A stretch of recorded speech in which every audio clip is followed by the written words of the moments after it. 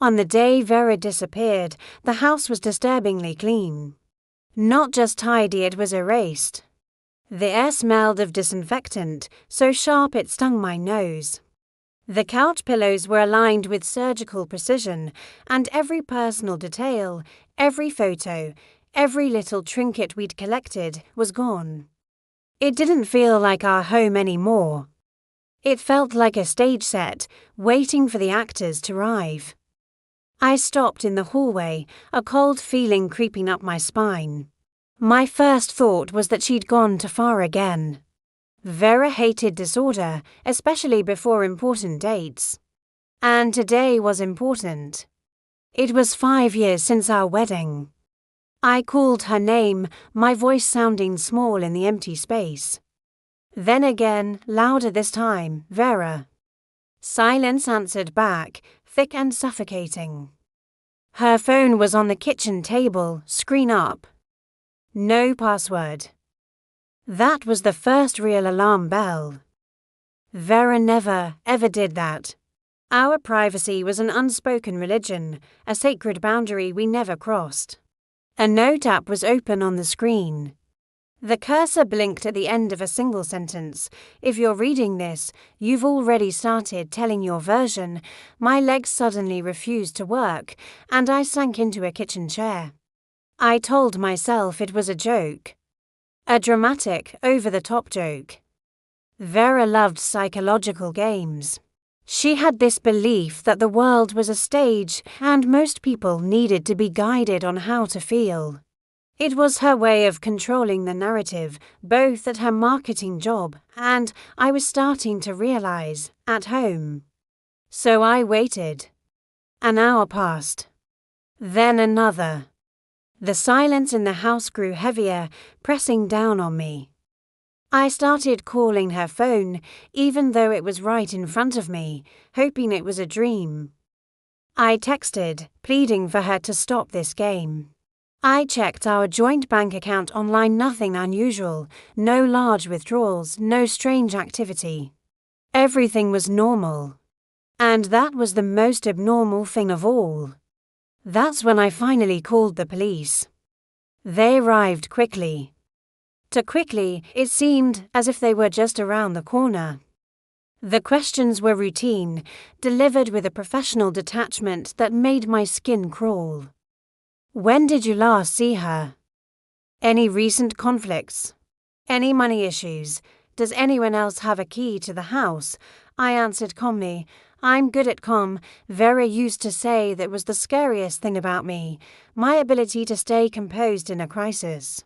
She called it unsettling, now, sitting across from two stern-faced officers. I could feel their suspicion growing with every measured response I gave. By the next morning, my house was no longer my own. It was a crime scene. And outside, the reporters had arrived. They were like vultures circling, cameras pointed at my front door. By day 2, the first headline appeared online, "Perfect wife vanishes." Husband remained silent. I wasn't silent. I had talked to the police for hours.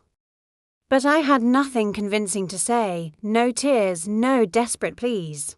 And in the court of public opinion, silence always sounds guilty. On day 3, they found her diary. It hadn't been found in the house. It was discovered in a locker at a downtown train station.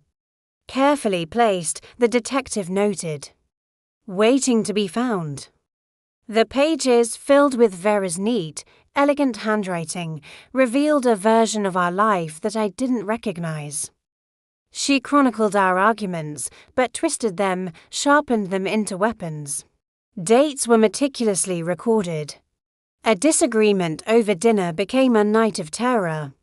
My frustration at her constant critiques was rewritten as emotional abuse.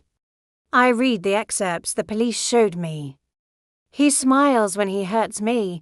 He says I'm too sensitive, that I'm making it all up.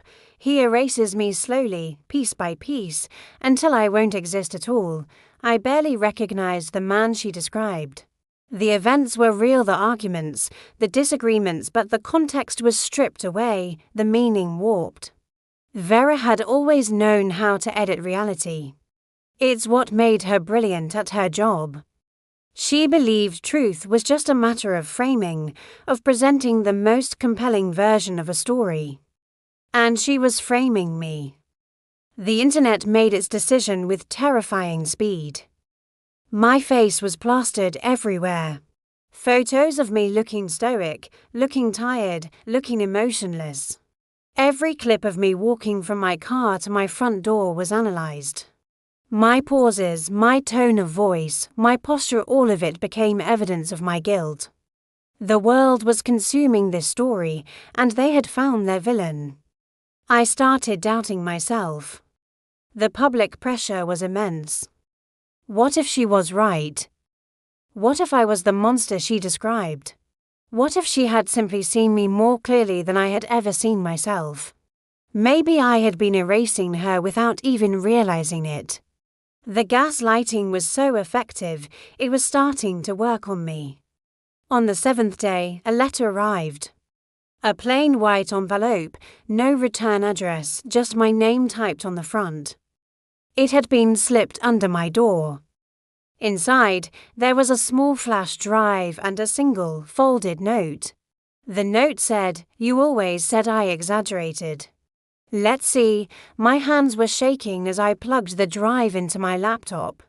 The video started instantly. It was Vera. She was sitting in a dimly lit room, looking directly into the camera, calm and composed. She was wearing the grey sweater I'd given her on our first anniversary. A wave of nausea hit me. "Hi," she said, her voice soft. "If you're watching this, it means everything worked." My chest tightened, and I couldn't breathe.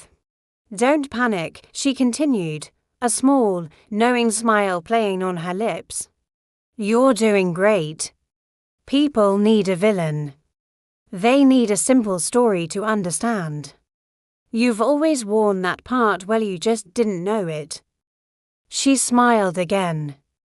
It was a soft, almost loving smile, the same one she gave me on our wedding day. It was the most terrifying thing I had ever seen. "I didn't disappear," she said, her eyes glinting. "I rebranded. And you finally became visible." The screen froze on her face. Then a date appeared in white text, tomorrow's date. They found Vera the next day. Right where the video implicitly suggested she would be. A live dot in an abandoned warehouse. She was starved, shaking, with perfectly placed bruises and signs of trauma. She cried when expected. She hesitated when appropriate.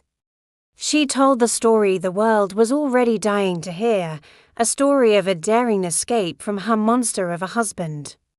Her performance was flawless. I was arrested that night. The evidence was overwhelming. The staged home, the diary, the public perception, and now the rescued victim.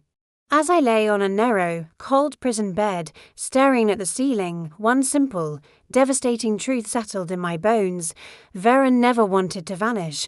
She just wanted me to, and in my place. She left behind a version of me the world was all too eager to believe. She hadn't disappeared. She had erased me.